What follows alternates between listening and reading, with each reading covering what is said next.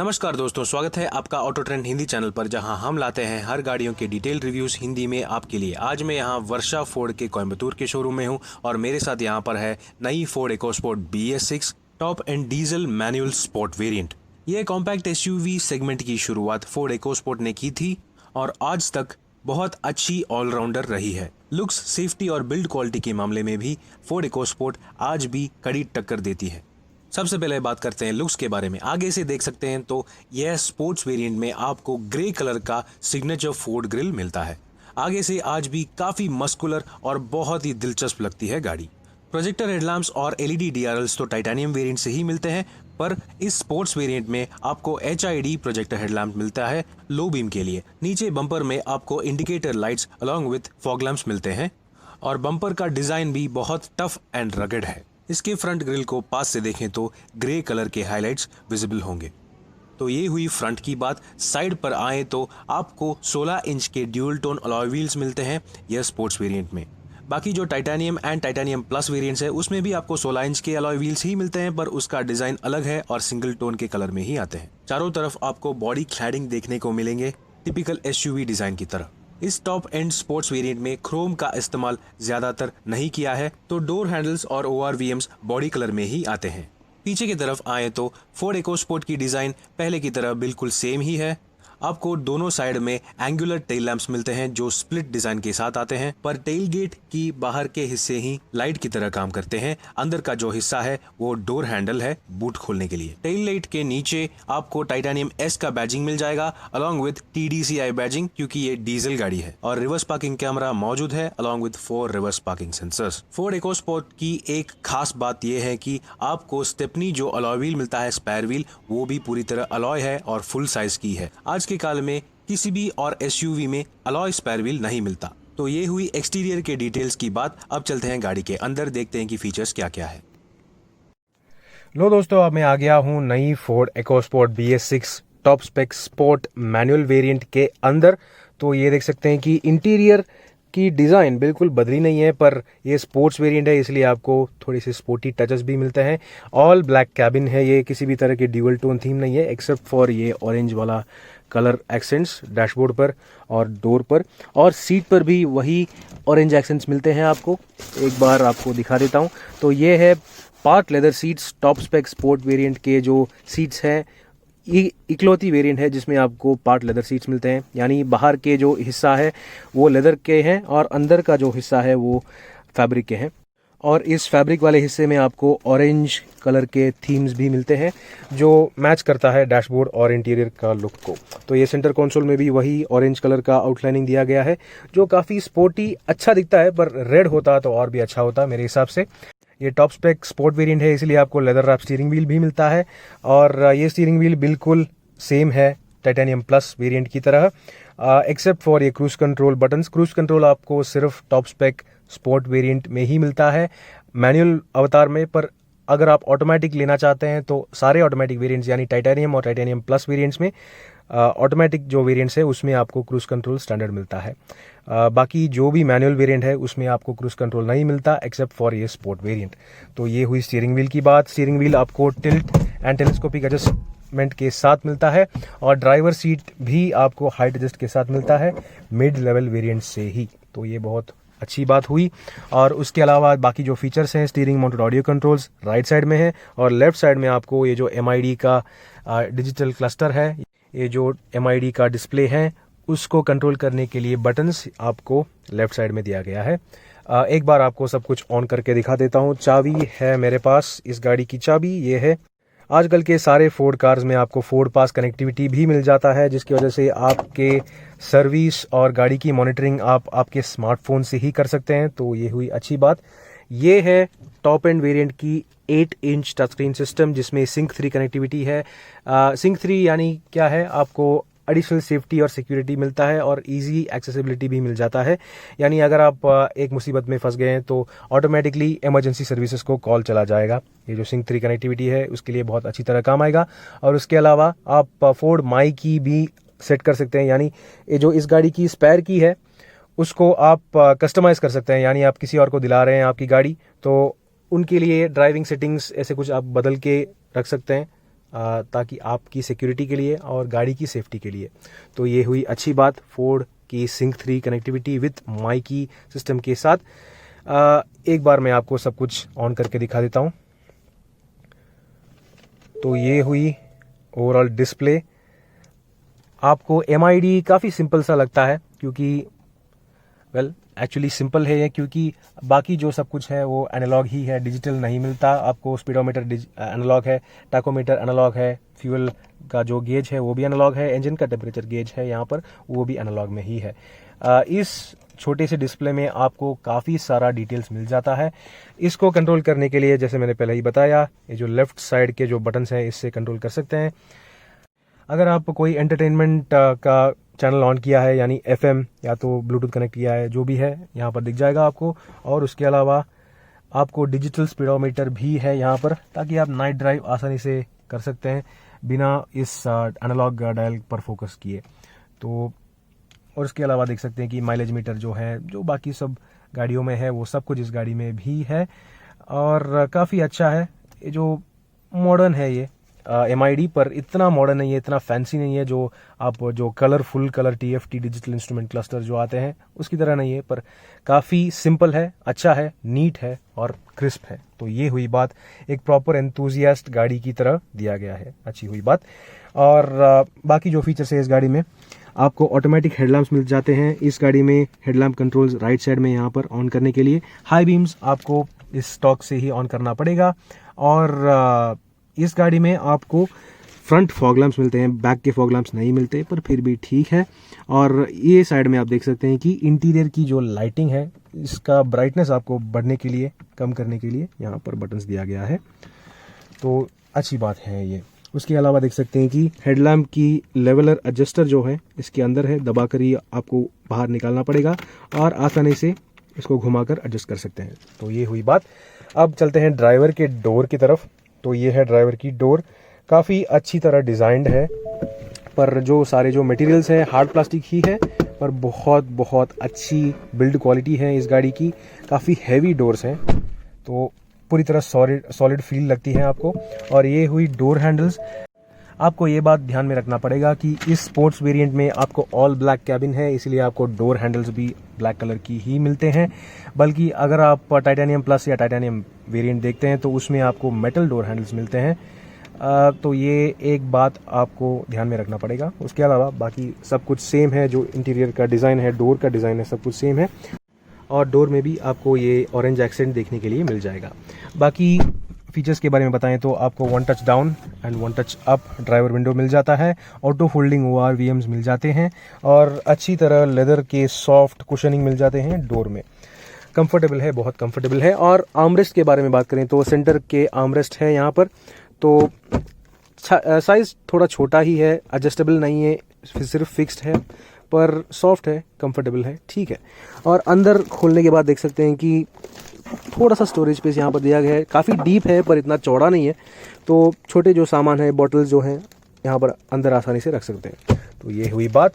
अब चलते हैं सेंटर कंसोल की तरफ। तो ये है 8 इंच का sync 3 touch screen infotainment system, जो देखने के लिए बिल्कुल सेम ही है जो लोअर मॉडल्स में 9 इंच का स्क्रीन आता है उसकी तरह ही है देखने के लिए, पर इसमें आपको सिंक 3 कनेक्टिविटी है, एंड्रॉयड ऑटो है, एप्पल कारप्ले है, और इसमें आपको रिवर्स पार्किंग कैमरा भी मिल जाएगा। कैमरा का क्वालिटी थोड़ा ठीक ठाक ही है, बहुत बेहतर नहीं है, पर ठीक है, काफ़ी है। आप इसमें जूम भी कर सकते हैं, तो अच्छी बात है ये जो स्क्रीन, इसके ऊपर प्लास्टिक स्क्रीन लगाया गया है, जिसकी वजह से आपको थोड़ा सा क्वालिटी महसूस नहीं होगा। तो एक बार और दिखा देता हूँ आपको। तो ये है कैमरा का क्वालिटी, ठीक है, ओके है, इतना बहुत बेहतर नहीं है। एक बार जूम करके भी दिखा देता हूँ। तो ये हुई कैमरा की बात। अब ये स्क्रीन को वापस लगा देता हूँ मैं। तो ये हुई स्क्रीन। और नीचे की तरफ देखें तो आपको मैनुअल कंट्रोल्स भी मिलते हैं इस टच स्क्रीन सिस्टम के लिए, जो बहुत काम आएगा ड्राइविंग करते वक्त, अकेले ड्राइविंग करते वक्त।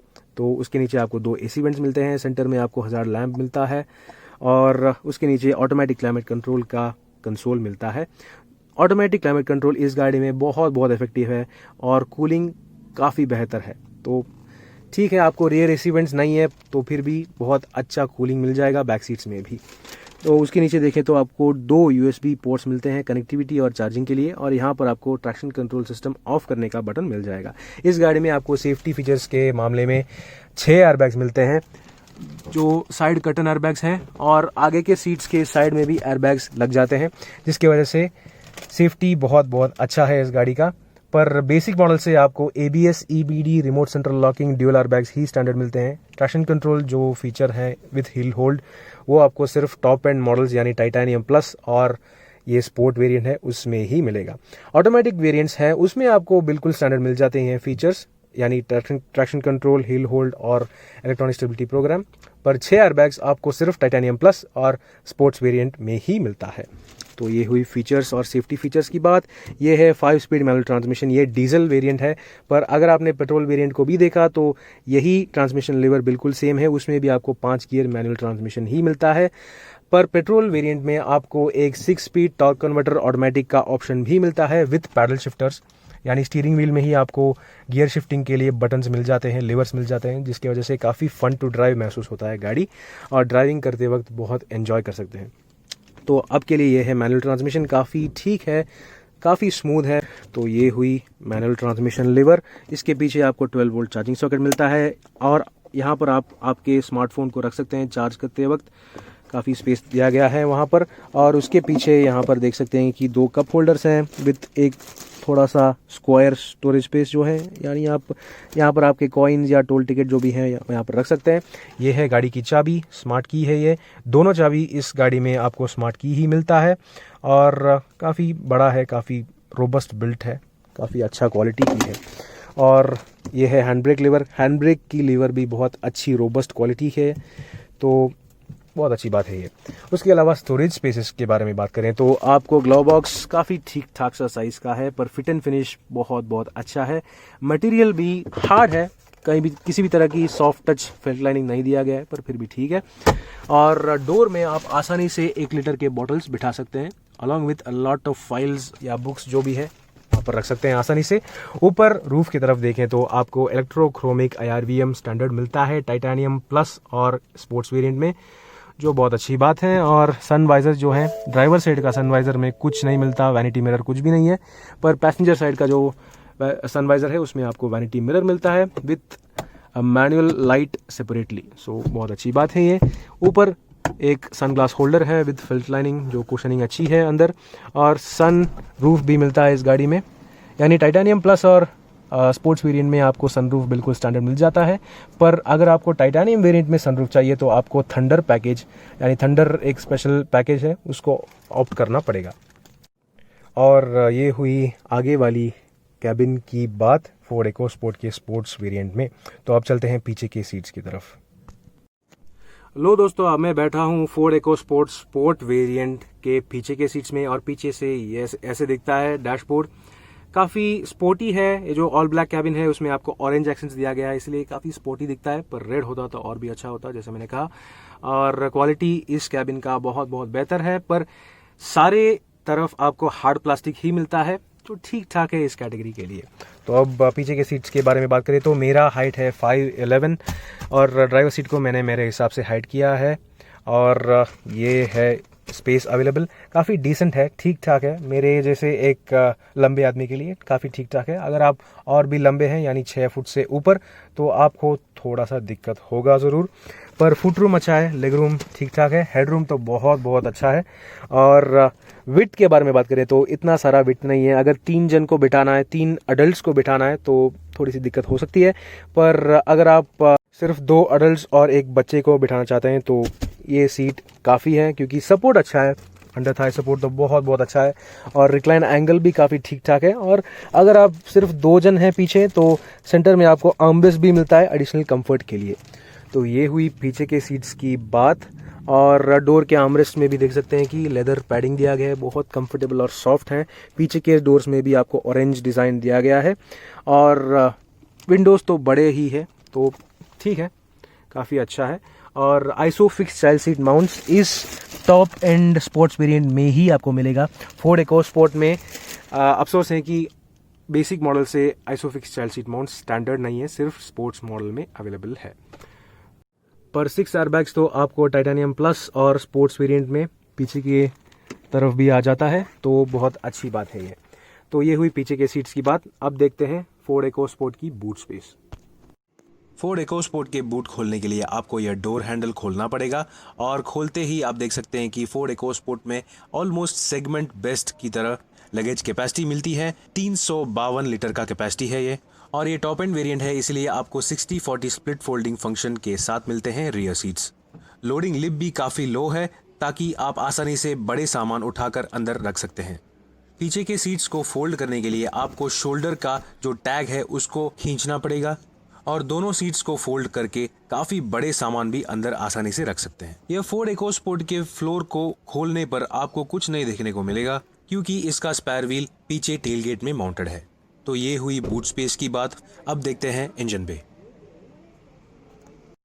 फोर्ड इकोस्पोर्ट की बोनेट खोलते ही देख सकते हैं कि ये डीजल गाड़ी है, इसलिए अंदर आपको 1.5 लीटर का 4 cylinder turbocharged TDCI diesel engine मिलता है जो 100 PS का मैक्सिमम पावर निकालता है और इसका मैक्सिमम टॉर्क है 215 न्यूटन मीटर। फोर्ड के डीजल इंजन काफी मजेदार हैं चलाने में और इस गाड़ी में 1.5 लीटर का 3 cylinder non turbocharged dragon series petrol engine भी मिलता है 5 स्पीड मैनुअल या 6 speed torque converter automatic transmission के साथ। फोर्ड इकोस्पोर्ट के पेट्रोल या डीजल इंजन जो भी लो, दोनों चलाने में काफी मजेदार हैं और काफी एंजॉय करेंगे ड्राइविंग करते वक्त। माइलेज में भी किसी भी तरह की कमी नहीं है क्योंकि पेट्रोल मैनुअल लोकल में आपको 12 से 13 किलोमीटर पर लीटर का माइलेज दे देगा और हाईवे पे 16 से 17 तक मिल जाएगा। डीजल का तो सिटी में ही आपको 15 से 16 तक मिल जाएगा और हाईवे पे आसानी से 20 तक मिल जाएगा।